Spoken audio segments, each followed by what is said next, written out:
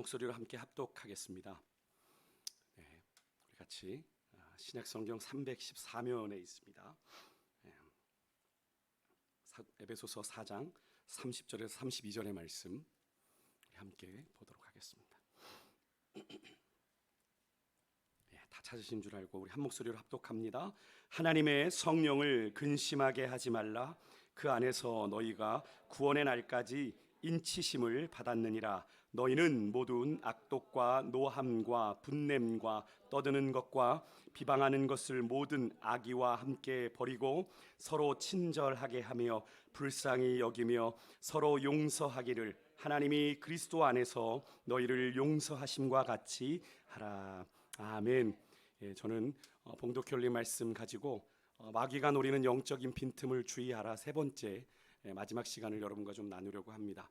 오늘은 우리 마귀가 우리의 삶에 노리는 영적인 빈틈의 마지막 시간인데요. 여러분 2주 전에 수요일 예배 때도 말씀드린 것처럼 우리가 무엇에 대해서 살펴봤죠? 첫째 주에 죄송합니다. 제가 힘을 잘못 써가지고 이게 자꾸 내려가. 일부러 그런 거 아닌데 부끄럽습니다. 네. 2주 전에도 우리가 수요예배 때 제가 이틀 전 수요예배 때 말씀드린 것처럼 저희가 첫 번째 우리의 빈틈으로 살펴봤던 것은 바로 거짓말과 분노였죠. 그래서 우리가 무심코 내뱉는 거짓말, 또 우리가 화를 못 이겨내는 분노가 사단이 우리에게 공격하는 영적인 빈틈이 될 수 있다. 또 지난주에는 우리가 도둑질 그리고 더러운 말에 대해서 여러분과 나누었습니다. 간단하게 기억하실 수 있도록 내용을 조금만 정리해드리면 우리가 일상에서 융통성이 있다, 지혜롭다라는 핑계로 무심코 내뱉는 거짓말이 우리 원수마귀 사단의 영적인 빈틈이 되고, 특히나 진리의 영이신 성령 하나님과 교제하는데 그 거짓이 결정적인 장애물이 된다.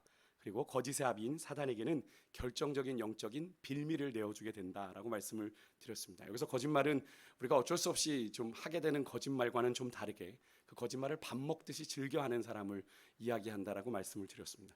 분노는 더 큰 죄를 가져오는 거라고 말씀을 드렸죠. 이 분노는 우리가 분노를 쏟아낼 때 그 분노를 받는 사람뿐만 아니라 분노를 내는 사람에게도 많은 손해를 주는 것이 바로 이 분노다. 그래서 사단은 어떻게 해서든지 우리가 이 죄악된 분노를 내도록 우리의 화를 자극하고 조장한다라고 말씀을 드렸습니다. 물론 예수님처럼 우리가 예수님께서 성전을 청결하게 하셨던 것처럼 의로운 분노를 우리가 낼 수도 있습니다만, 그때 말씀드렸죠. 우리 인간의 본성은, 이 죄된 본성은 그런 존재가 아니에요. 그래서 우리의 감정마저도 오염을 시켰기 때문에 우리의 분노가 선한 결과를 가져오기보다는 대부분 악한 결과를 가져옵니다. 우리의 기대와는 다르게. 그렇게 말씀을 드리면서 제가 철학자 아리스토텔레스의 참 공감 가는 한 문장을 여러분과 나누었는데 기억하십니까? 우리 한번 그 공감 가는 문장을 한번 같이 한번 읽어보겠습니다. 같이 읽겠습니다. 시작. 누구나 화낼 수 있다. 이것은 쉽다. 그러나 화내기에 합당한 사람이 합당할 정도로 합당한 때에 합당한 목적과 방법으로 화내는 것은 쉽지 않다. 화내는 것 자체는 너무나 쉬운데 그 화가 합당한 사람, 합당한 때, 합당한 목적, 합당한 방법 하는 거 어렵다. 화내지 말란 얘기예요. 그죠?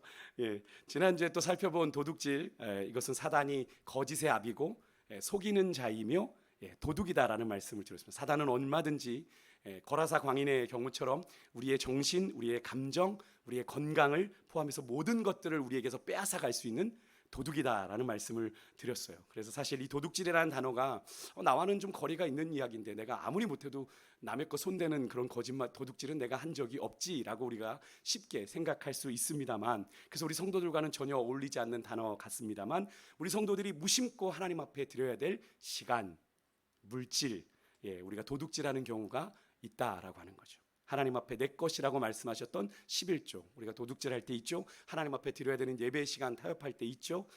또 내가 하나님 것만이 아니라 다른 누군가의 시간, 또 물질, 노동력을 내 이익을 더 갖기 위해서 착취하는 것, 그것도 하나님이 기뻐하시지 않는 도둑질이다라고 말씀을 드리면서, 그 도둑질이 사단이 우리의 삶의 역사는 영적인 빈틈이 될 수 있다라고 말씀을 드렸어요. 또 한 가지는 더러운 말에 대한 당부였죠. 우리가 마태복음 12장의 말씀을 통해서 우리가 지난주에 참 부담되는 말씀, 심판날에 하나님께서 우리가 한 어떤 쓸데없는 말도, 그죠? 우리가 신경 써서 한 이야기가 아니라 쓸데없는 말도 다 주님 앞에서 어떻게 해야 된다고요? 해명해야 된다. 해명이 왜 그 말을 했는지. 하나님 그냥 기분 따라 했는데요. 그냥 너무 웃겨서 이렇게 했는데 그 말조차도 다 해명을 해야 된다는 사실을 나누면서 경우에 합당한 말이 은쟁반에 아로새긴 은쟁반에 금사가 같다라고 이야기를 말씀을 드리면서 경우에 합당한 말을 하는 것이 지혜다라고 말씀을 나누었고요. 또 감사의 말을 하는 것이 좋다라고 말씀을 드렸습니다.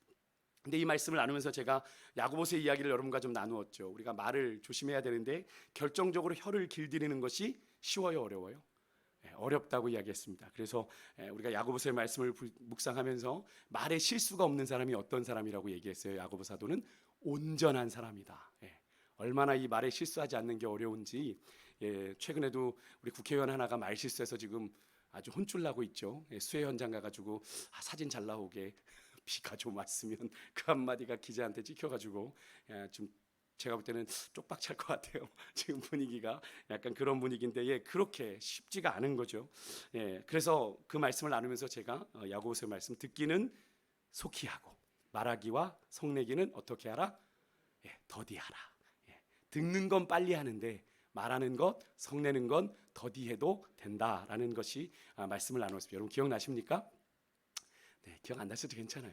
정리해 드렸으니까. 분명한 것은 사단이 우리 성도들에게 노리는 영적인 빈틈의 이런 조건들이 이런 문제들이 우리가 그냥 살아가는 일상에서 우리가요 쉽게 무심코 관례라는 이름으로 또 뭐 일상이라는 이름으로 가볍게 죄로 그렇게 여기지 않는 것들이라고 하는 거죠. 네, 거짓말, 분노, 도둑질, 더러운 말. 우리가 일상에서 오늘 하루에도 여러분 수없이 했던 일들 아닙니까? 저만 여러분 표정이 네, 바라기는 여러분과 제가 이것들의 자세한 내용은 기억하지는 못하시더라도 어떤 것들을 통해 사단이 내 안에 역사할 수 있는지를 좀 여러분들이 기억을 하시고 거짓말, 분노, 도둑질, 더러운 말 우리가 그런 말들이 우리 안에서 나갈 때 또 분노가 솟구칠 때 사단이 내게 역사할 수 있겠구나 조심해야지 라고 하는 그런 마음은 우리가 한번 경계할 수는 있잖아요. 그죠? 우리가 그렇게 경계할 수 있다면 그것으로 충분하지 않을까. 하나님께서 그렇게 마음의 경계함을 가질 때 또 하나님께서 넉넉히 대항할 힘도 주시겠죠.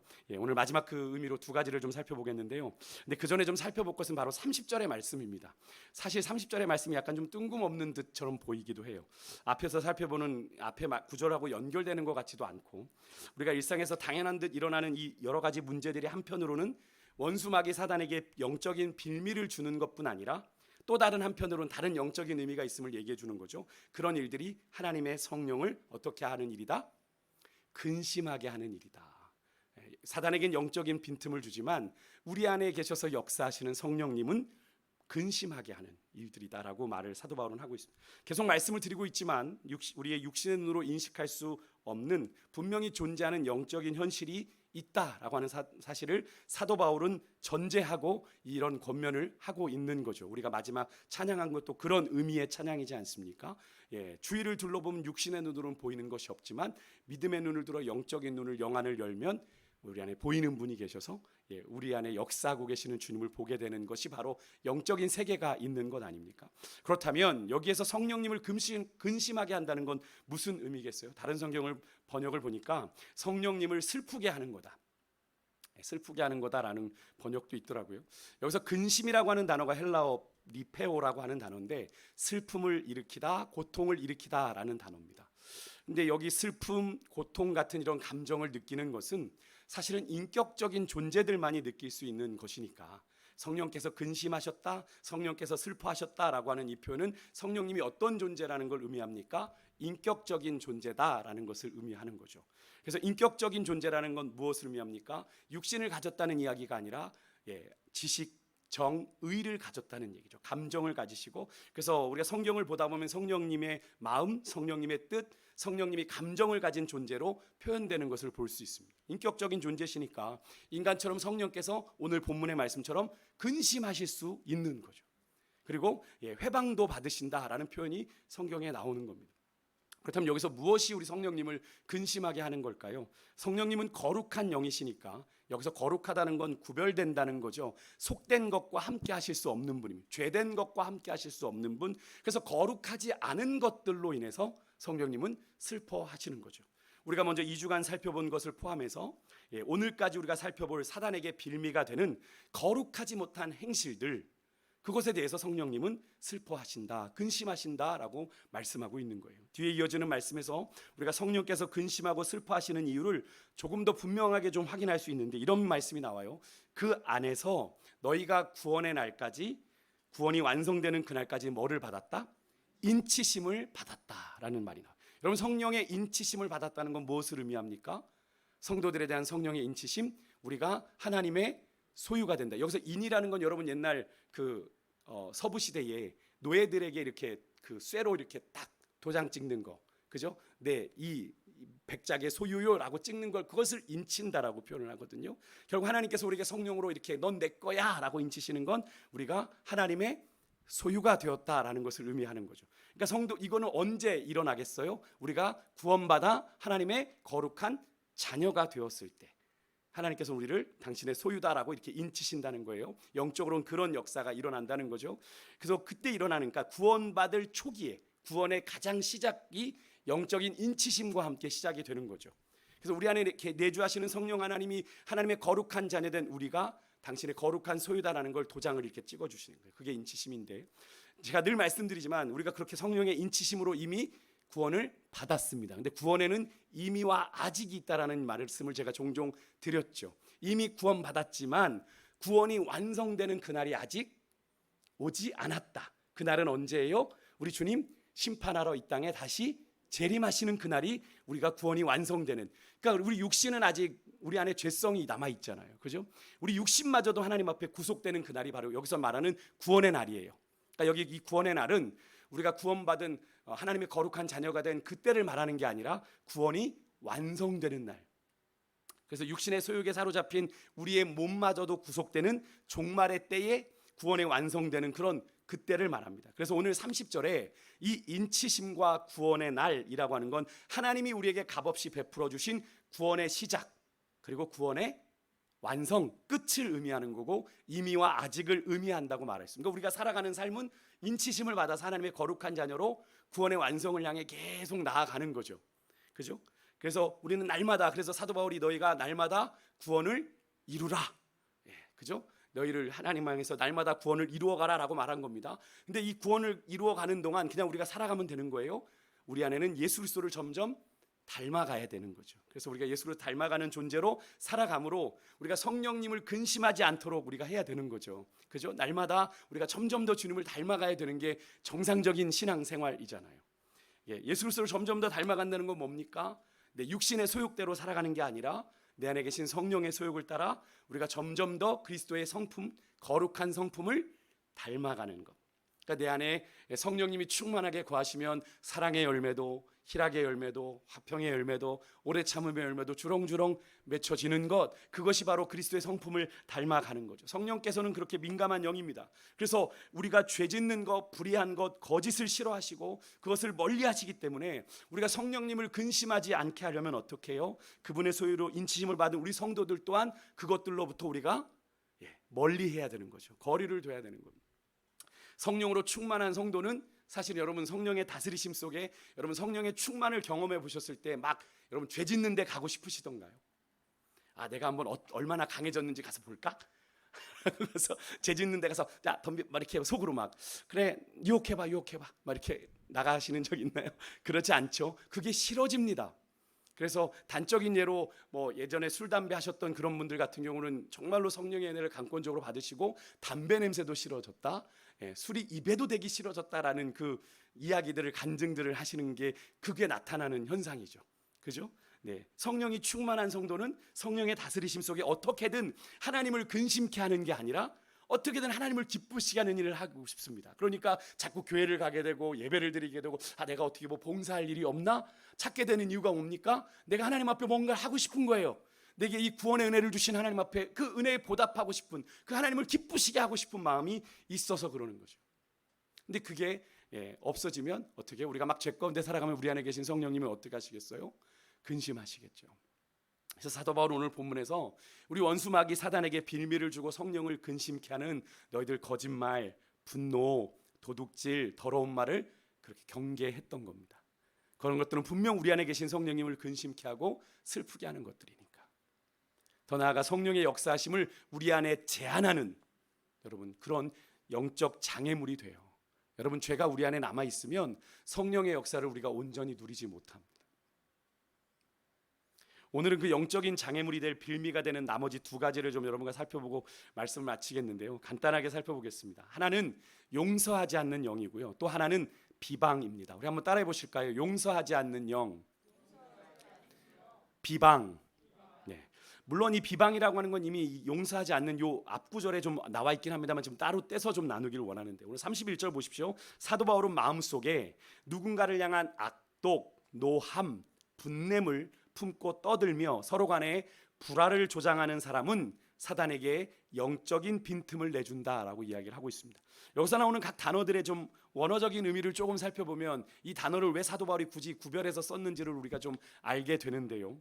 여기서 악독이라고 하는 건 화해를 거부하는 마음입니다. 우리가 분명히 화해를 해야 되잖아요. 화평을 이루어야 되는데 화해를 거부하는 마음이에요. 그래서 심술궂은 마음, 심술궂은 말입니다. 공동 번역은 이것을 독설이라고 번역을 했더라고요. 독설. 말과 관련된 악행인 거죠. 노함이라고 하는 건 내재된 격하게 끌어오르는 분노, 그것을 표출하는 것을 말합니다. 그런데 그 이유가 타당하지 않아요. 이기적인 이유입니다. 이기적인 이유로 성급하게 화를 내는 것, 그것을 분냄, 노함이라고 표현해요. 억제되지 않는 행동입니다. 여러분 누가복음 4장에 보면 이스라엘 백성들이 예수님께서 나사렛 회당에서 가르치실 때 자기들에게 맞지 않는 이야기를, 자기들이 듣고 싶지 않은 이야기를 하니까 하나님 예수님을 어디로 끌고 가냐면 산 낭떠러지로 끌고 가서 예수님을 죽이려고 하는 장면이 나오거든요. 그때 그들의 그 분노한 감정, 분노한 그 표출된 감정을 표현할 때 바로 이 단어를 동일하게 썼습니다. 그러니까 얼마나 잘못된 감정인지가 느껴지시죠? 분냄이라고 하는 건 속에 억눌려 있는 계속적으로 누군가를 증오하는 적대감입니다. 적대감, 겉으로 드러나지 않아요. 좀 전에 노함이라고 하는 건 이 분노가 겉으로 격렬하게 표출돼 드러난 것이라고 한다면 이 분냄이라고 하는 건 그 표출된 노 이면에 감추어져 있는 사람 내면의 불편한 감정입니다. 누군가를 향해서 가지고 있는 불편한 감정이에요. 이 분냄이 내재되어 있으면 성도들 사이에 온전한 연합이 이루어지겠어요? 안 되겠어요? 이루어질 수가 없는 거죠. 누구를 적대하고 있는데 그게 이루어지겠습니까? 여기서 떠드는 것, 그냥 뭐 막 소란한 게 아니라 자기들의 불평을 알리려고 작정한, 화가 난 사람들이 막 큰 소리로 내 주장을 막 이렇게 떠드는 겁니다. 난 이런 불만이 있어, 난 이런 원망이 있어. 그래서 적대적인 감정을 가지고, 의도를 가지고 상대방에게 막 악한 말로 퍼붓는 겁니다. 좋은 말로도 이야기할 수 있는데 내 감정을 잔뜩 실어서 내 불평을 다 토해내는 거죠. 그게 아무리 맞는 여겨도 이미 그런 악한 감정을 담아내서 토해내기 때문에 그죠? 그것을 듣는 사람의 마음에는 어마어마한 상처가 남는 거겠죠.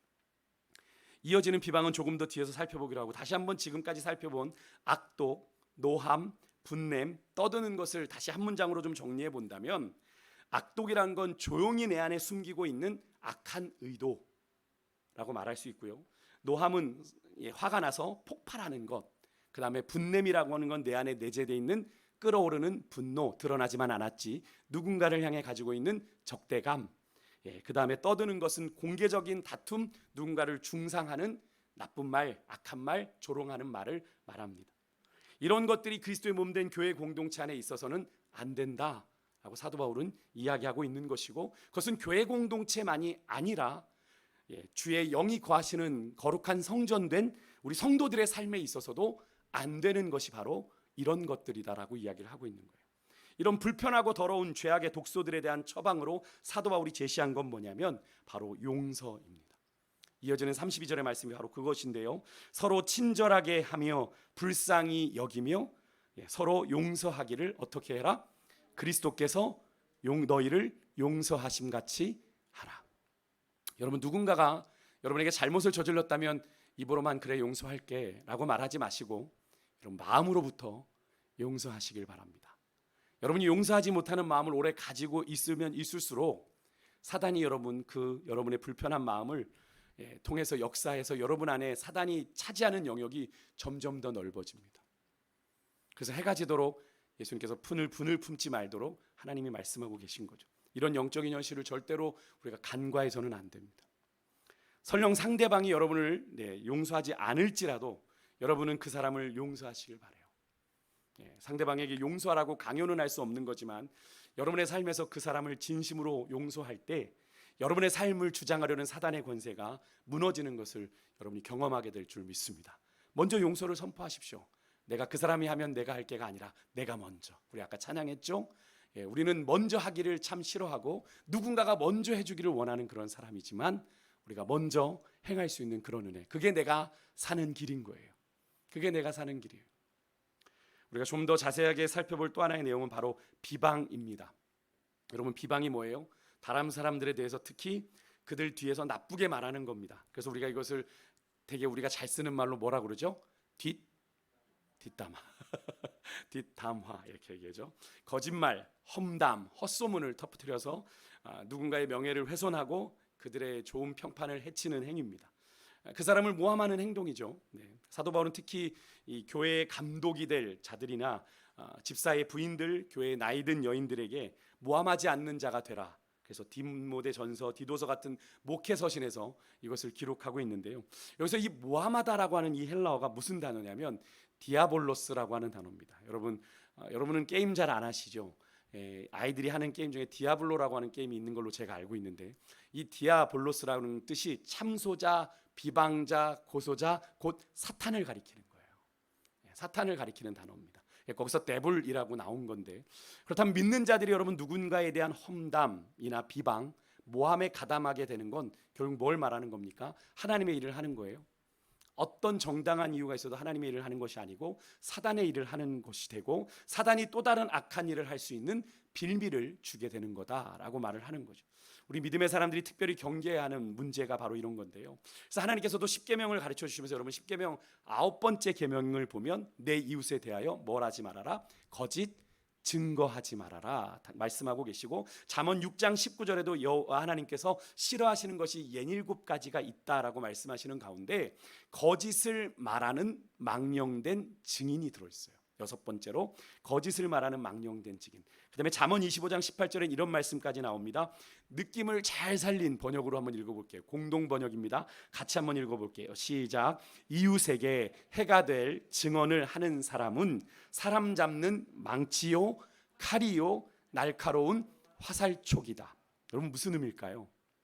비방은 어떻게든 사람을 다치게 할 수 있다.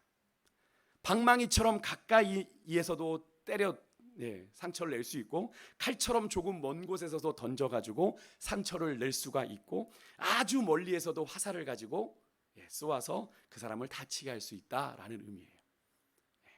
그 거리가 어떠하든 이 비방이라고 하는 건 분명 상대방에게 타격을 주고 상처를 주는 거다라고 잠언은 이야기하고 있는 거예요. 많은 성경의 인물들, 요셉, 다윗, 또 예레미야, 바울, 심지어 예수님도 이 비방과 거짓 증거로 고통을 당하셨죠. 교회 역사 가운데도 많은 위대한 지도자들이 적들에 의해서 이런 비방을 받아왔고요. 또 헌신된 주의 일꾼들이 자신들의 이름과 사역이 비방받는 것을 경험했습니다. 정말 가슴 아픈 일이기도 한데요. 저도 성경의 인물 같이 위대한 사람은 아니지만 저도 사역자로서 그런 경험이 있습니다. 정말 적잖은 상처가 남습니다. 이 비방이라고 하는 게 사실 지금도 그 트라우마가 저에게는 좀 남아 있는 것 같아요. 특히 그 비방이 같은 믿음의 사람들에게서 나온 경우는 더 아픕니다. 같이 하나님의 일을, 주의 일을 한다고 하는 믿는 자들에게서 나온 것일 때는 그 충격과 상처가 더 훨씬 배가 되는 것을 경험하게 됩니다. 사랑하는 성도 여러분, 우리 모두 비방하지 마십시다. 비방하지 마십시오.